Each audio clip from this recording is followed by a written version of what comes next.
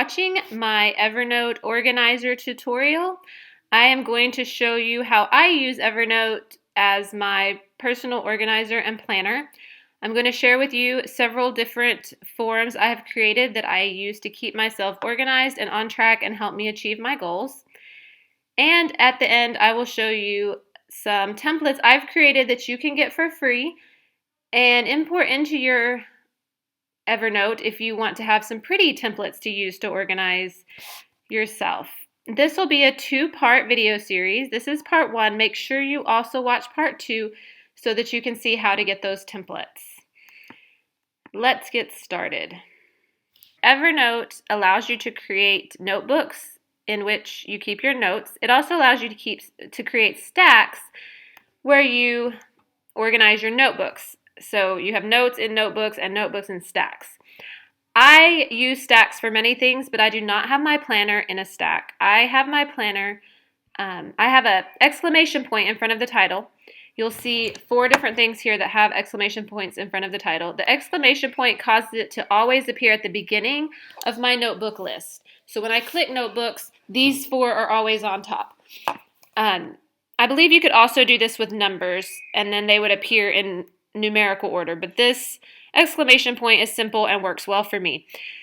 You'll see here that I have 2 things that aren't my planner that I want to keep on top, and then I have my planner schedule is what I call it, and then I have one for demo that I'm going to use to show you just because some things need to stay private. But this planner schedule is the one I normally use, so that's what I title my notebook. You can title it anything you want. And if you use the exclamation point at the beginning, it will show up in the top of your notebooks list. First form, or my most important form maybe, is my goals note. So I set up a new note, and I labeled it 2016 goals. You could label it life goals or anything. You can categorize your goals however you want, but I set my goals for 2016 and labeled it that way. This one is not fancy. This one I just typed. I typed in the category. So I categorize my goals with faith, family, business, health, wellness, creativity, and education. You can categorize them however you'd like. You can order them, put them in any order you like. And then I bolded the categories so that they would stand out. And then I used this button right here to make a line. There it goes. In between them, just so it would look a little neater. And then I wrote in my goals. So I have a goal to read the Bible daily, do a special family activity at least 1 weekend a month. You can set bigger goals, I put exercise 3 times a week, but maybe your bigger goal is to run a marathon. If that's the case, you would want to then break this down into smaller goals. And I have no idea what those smaller goals would be because I don't run, but maybe it's to run 1 mile first, and then you'll run 5 miles. I don't know. So if I want to run 1 mile by the end of February, now you want your goals to be SMART goals. That's specific, measurable, attainable, realistic, and time sensitive. So I don't want to just say I want to run a marathon. I want to say I want to run a marathon by December 15th. What would be even better is if you said a specific marathon that you know was happening December 15th. I'm going to run the whatever Christmas marathon on December 15th. Maybe that's your goal. That would be very specific. And then you would break it down into smaller, specific, and measurable goals. So run 1 mile by the end of February would be a good step, and then maybe you increase how many miles you can run. So that would be a great way.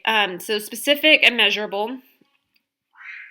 For example, blogging, post 2 blog posts a week, that's specific and measurable. Attainable and realistic, that is not telling you not to set big goals. Running a marathon, if you don't run, is probably a massive goal, but I wouldn't say that's necessarily unrealistic if you put your mind to it.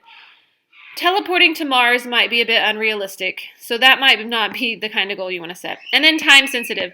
So it's time sensitive if I'm going to do it on December 15th. I have a specific date, a specific event that I'm attending, and it needs to happen by then. So, or by the end of February. You might put February 29th just to make it even more specific and measurable and time sensitive to make your time even more specific. So just keep that in mind. SMART goals: specific, measurable, attainable, realistic, and time sensitive.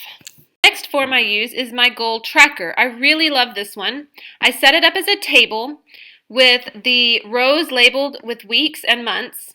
I've only got it through January on here, but you would go all the way through the year. So I have week 1, week 2, week 3, week 4, and then January, because after week 4 is the end of January. And then I have the top labeled with the categories that I had in my goal sheet. In each box, I would put the goals for that week because I broke my goals down into weeks, remember? So I would put the date. So I have week 1, January 4th through 10th. Then week 2 would be January 11 through 17. So then I would fill in all of the dates. So I want to read my Bible daily. That was one of my goals, or that was my goal under faith. So I put 7 check boxes. Here is where you can add. Hang on. Here's where you can add the check box. Well, by pushing that. Check boxes, especially check boxes in tables, tend to be really temperamental on mobile devices. I suggest you set this up on your computer if you can.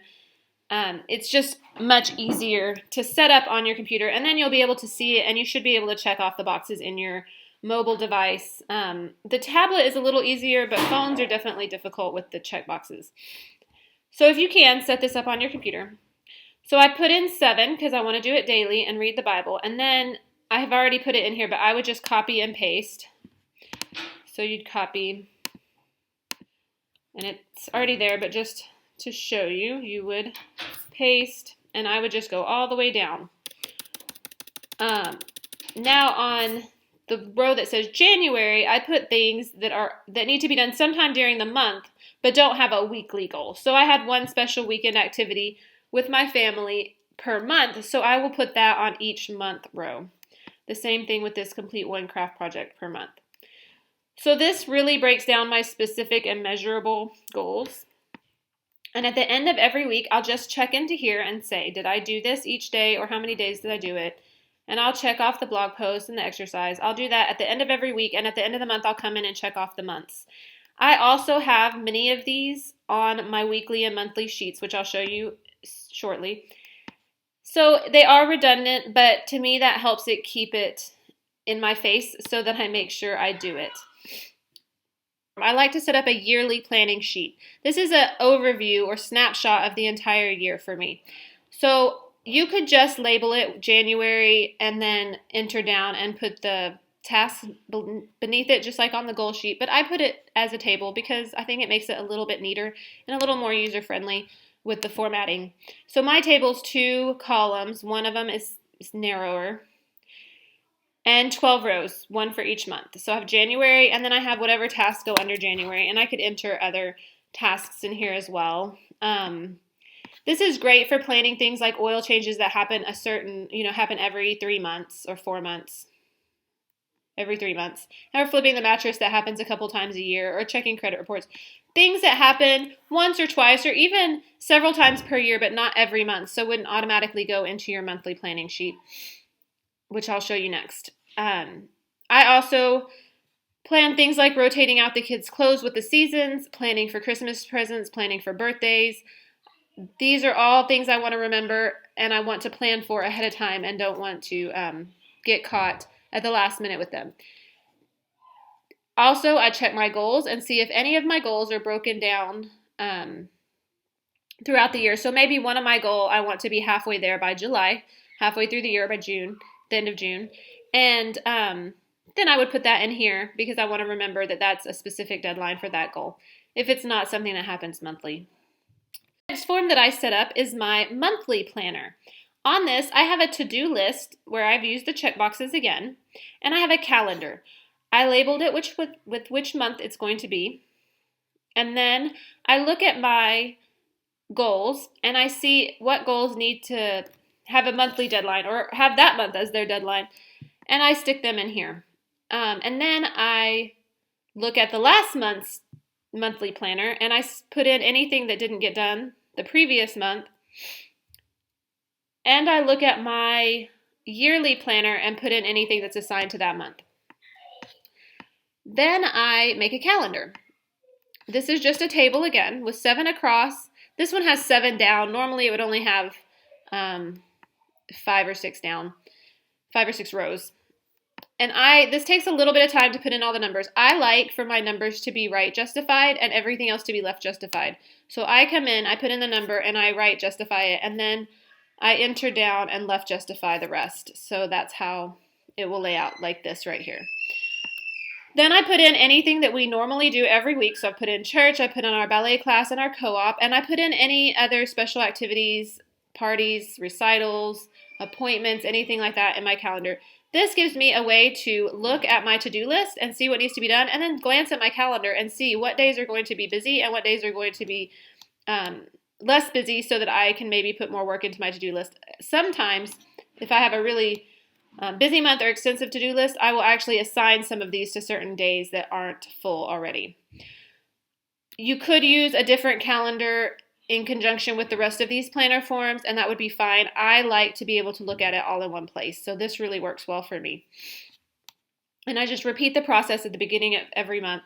I usually like to have 2 months out, so this is January. I would have January and I would have February's, or I do have February's created already, so that as I'm planning forward and I think of something that needs to be done soon, but maybe I don't have time in January, there's already quite a few tasks to do, or as I get closer to the end of the month, I can stick those things onto February.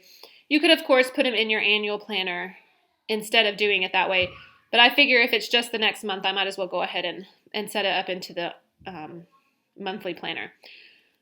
This is my weekly template. This is probably my most used tool in my planner organizer file. I make a template, so that's why it says template. This is not my working document.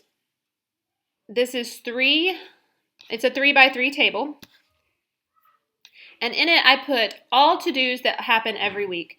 Exercise 3 times a week. I don't assign that to certain days. If you did, you could put it under. If you did exercise Monday, Wednesday, Friday, you could put that in the actual day. But I like it just 3 times a week. 2 blog posts a week. You could enter in here cleaning. You could enter anything that you do weekly on a regular basis every week. And then I have my days of the week. So again, in here, I put things that happen every day or always happen on that particular day. And I have a checklist, and then I have schedules. So if it's a schedule, like a class like ballet or a co-op, I put it in here. That happens every week. And then I like to track my water intake, so I have check boxes for that, and I have a spot to put dinner. Now this is my template. So this is what happens every week. This is my standard that always happens. Then each week I go in, I make a copy of the template. And to do that, I right click on the note in the side, and I put copy to notebook. This copy to planner schedule demo again. This shows whatever notebook you last copied something into. So it may not always say the notebook you want. If it does, you can click that. If not, you can click copy to notebook, and it will ask you what notebook you want to copy it to, and you just select that and push copy. Then you'll find it in your sidebar. And I changed the date to this week, January 4th through 10, 2016. And then I would go in here and I would enter anything unique. So maybe we are getting groceries on this day, but we don't always get groceries on Tuesday. And maybe we have a party to go to on Friday. So I would just put that in. And then I could add to my to-dos here if I had to-do that needed to happen this particular week but don't happen every week. Sometimes I put those down. On mine, this section is very full. So sometimes I put to-dos that are specific to this week under notes. And then I like to keep my blog topic ideas, or you could use this note section for anything you wanted. So this is great. Again, I suggest setting up the check boxes in your computer, setting this whole thing up in your computer to put the check boxes in, because they can be temperamental, adding them to a mobile device. But you should be able to use them and check them off on your mobile device once it's all set up. So that is how I use my weekly planner. And this, like I said, I check this daily, multiple times a day.